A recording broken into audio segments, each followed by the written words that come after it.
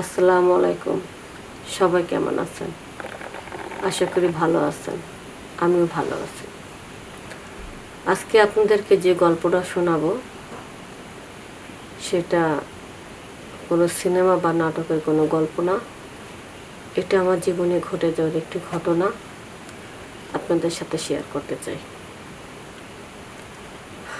আমার জামাই আমারে খুব পছন্দ করে, ভালোবেসে আমাকে বিয়ে করছে এবং বিয়ের পর শাড়ি গয়না বাজারঘাট সম্পূর্ণ পরিপূর্ণতা দেয়, কিন্তু একটা জিনিসই কম, সেটা হলো শারীরিক সুখ, যেটা পরিপূর্ণতা আমি আমার স্বামীর কাছ থেকে পাই না।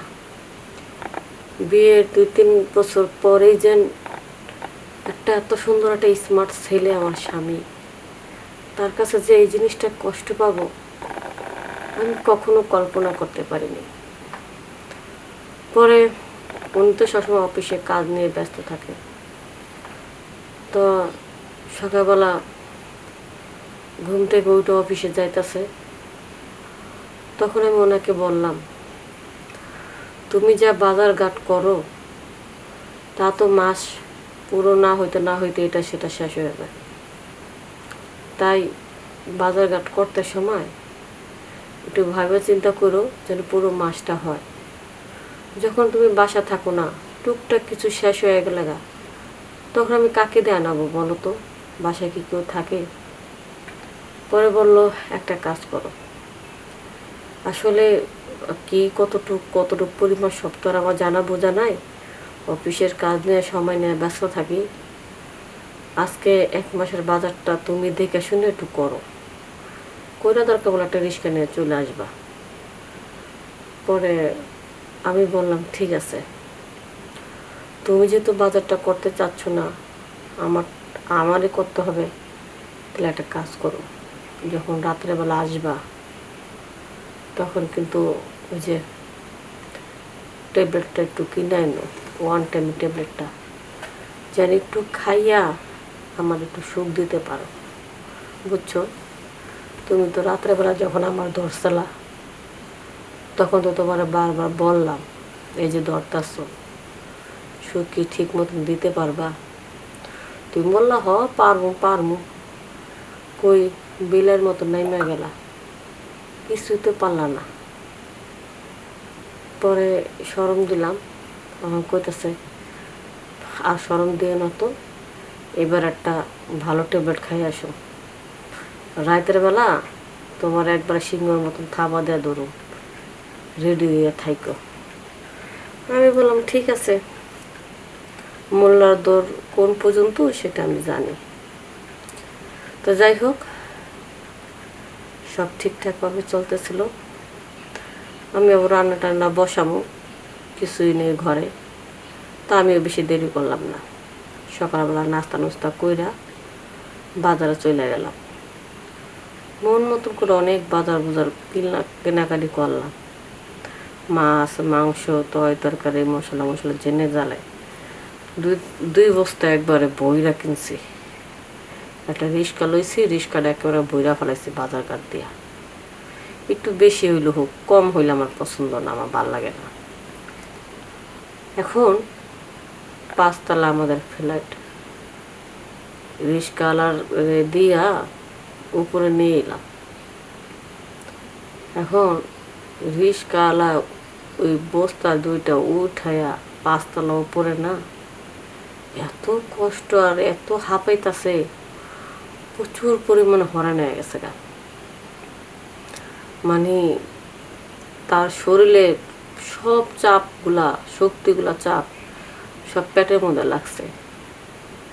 এখন বলতেছে, ম্যাডাম অস্থির হয়ে গেছি গা, একটু হাত মুখ ধুয়ে ফিরে শুমু, একটু ওয়াশরুমটা একটু যাইতাম, একটু মুখ টুক ধুলে একটু কপালটা ঠান্ডা হতো।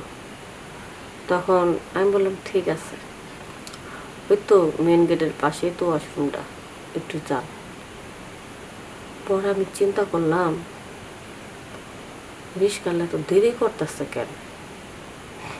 ওয়াশরুমে যাইয়া ওর মাথা ঘুরে পড়ে গেল কিনা, এমনি তো টাইস করা আমাদের বাথরুম, আবার কমেন্ট, ওরকম বাথরুম তো ব্যবহার করার অভ্যাসও নাই।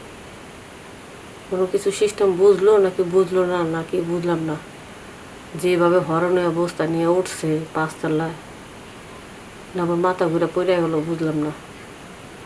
যাইয়া দেখি তো, বাপরে বাপ, যাইয়া কি দেখবো, ওয়াশরুম করতে গেছে ভালো করতে, একটু দরজাটা লাগাবো না, তাড়াহুড়া করতেছে, মনে করেন ওই ওয়াশরুমে ব্যবহার করতেছে, কিন্তু গেটটা লাগাইতে ভুলে গেছে। আমি যা দেখলাম, রিস কালারটা সেই জিনিস, এত সুন্দর জিনিস রিস কালারটা হয়। তেলে যারা বড় লোক দুধ ডিম বেশি করে খায়, তাদেরটা এতটুক কেন, আমার কষ্ট হয়ে যায়। এই যে আমার স্বামী আমার যে সুখ দেয়, না দেওয়ার মতো নেই। রিস কালার মানুষ ঠিক মতন 2 বেলা 2 মুঠের ভাত পানি ঠিক মতন পায় না, কি খাইয়া তার জিনিসটা এত সুন্দর করলো। আমি তো অবাক হয়ে গেছি তার জিনিসটা দেখা। চিন্তা করতে লাগলাম, যে মানুষটার এত সুন্দর জিনিস, এটা যদি আমার স্বামীরটা থাকতো, আমি দিন রাত 24 ঘন্টা খালি ব্যবহারই করতাম, দরজা জানলা কিছুই খুলতাম না। আয় হায়, একা একা কত দূর ভাবতেছি, কিন্তু যাকে নিয়ে ভাবতেছি সে কি আর এত সুন্দর করে সুখ আমার দেবে? দেবে না। একটা জিনিস বুঝলাম না, রিস্কাওয়ালারা তো গরিব মানুষ, আর আমিও দেখতে একটা স্মার্ট মেয়ে, বড় লোকের ঘরে। আমি যদি এই জিনিসটা অফার করি, তার উপরে যদি টাকা পয়সা দিই, অবশ্যই রাজি হইব। রিস্কাওয়ালা আইসে, আমি বললাম, আপনি বাথরুমে গেছেন ভালো কথা, একটু গেটটা লাগান তুললেও তো হয়। পরে তো সবই তো দেখলাম, আপনার জিনিসগুলো তো সেই, আপনার বোর কপালটা ভালো, সে মনে খুব মজা পায়। পরে রিস্কাওয়ালা, ম্যাডাম আপনি এইসব কি বলতেছেন, আপনি কখন কি দেখলেন? তখন বললাম, আমি দেখছি, এইভাবে লুকায়েন না। তখন রিস্কাওয়ালা আমারে বলল, ম্যাডাম আমি কিন্তু আপনারটাও দেখছি। আমি তো শুনে অবাক, আপনি আবার কখন দেখলেন? যখন আমার বাজারগুলো ধরে নামাই না ধরছিলেন, তখন যে আপনার বডির কাপড়টা যে পরে গেছিলো, তখন আপনার ফিগার এত সুন্দর লাগছিল আমার কাছে, একবার ছুঁয়া দেখতে মন চেয়েছিল। তখন চিন্তা করলাম, মেঘনা যেহেতু বৃষ্টি, যাকে আমি অফার করবো আর সেই উল্টো আমার অফার করতেছে। তখন আমি বললাম, ছুঁয়ে দেখতে মন চাইলে তাহলে শোন না, ছুঁলে তো ভালো লাগবে। ম্যাডাম আপনারা বড়লোক মানুষ, আমরা গরিব মানুষ, আঙ্গুর ছুঁইতে কি আর আপনি দিবেন? তখন আমি বললাম, হ্যাঁ হ্যাঁ দেব না, মানে 100 বার দেব। তোমাকে ভালো লেগেছে, আজকের দিনে তোমার রিক্সা চালানোর দরকার নেই, গেটের সামনে যে দাঁড়ানো আছে না, ওই তোমার রিক্সা দেখে রাখবে।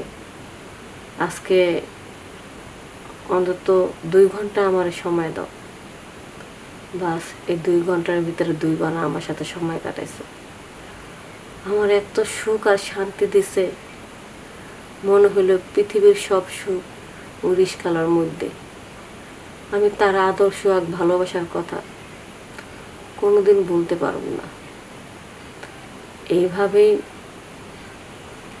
কয়েকটা বছর কেটে গেল। মাঝে মধ্যে রিস্কাওয়ালা আসে, আমারে সুখ দেয়, কিন্তু দিনের পর দিন যে আমার স্বামীরে ঠকাইয়া আমি যে ভুল কাজ করতেছি, আসলে এটা ঠিক না। আমি আমার ভুল বুঝতে পারছি। পরে ভুল বুঝতে পারার পরে আমি এই পরকীয়া করা বাদ দিছি। আপনারাও যদি এরকম ভুল করতে থাকেন, তাহলে আপনারাও পরকীয়া করা বাদ দেন। সবাই ভালো থাকবেন, সুস্থ থাকবেন। আসসালামু আলাইকুম।